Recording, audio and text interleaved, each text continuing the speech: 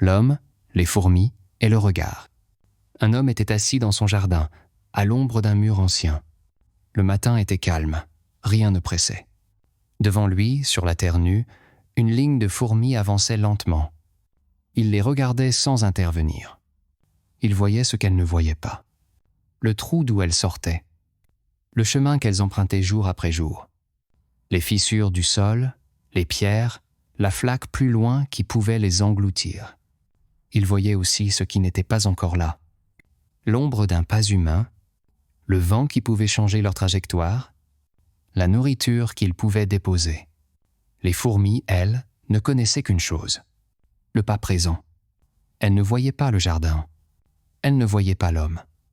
Elles avançaient avec ce qu'elles ressentaient, avec ce qui leur semblait juste à cet instant. L'homme, lui, avait le pouvoir.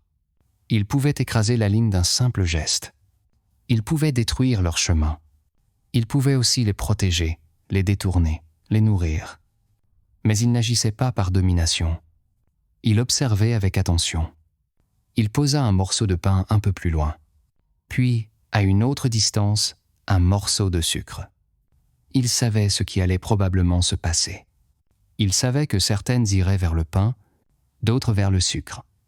Et pourtant, il ne força aucune fourmi. Elles choisirent. Certaines hésitèrent. Certaines firent demi-tour. Certaines quittèrent la ligne, seules, avant de revenir. L'homme savait déjà ce qui était possible, mais il ne décidait pas à leur place. À un moment, une fourmi s'approcha dangereusement de la flaque. Sans bruit, sans geste brusque, l'homme posa un petit bâton. Un simple passage. Il ne la porta pas. Il ne la poussa pas. Il n'effaça pas le danger. Il rendit simplement le bien possible. Puis il retira sa main.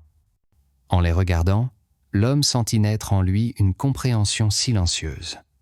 Il comprit que voir n'est pas contraindre, que savoir n'est pas forcer, que la vraie puissance n'est pas toujours dans l'intervention, mais dans la sagesse de quand agir et quand laisser faire. Les fourmis restaient responsables de leur marche. Elles pouvaient suivre la ligne, la quitter, revenir, se tromper, apprendre.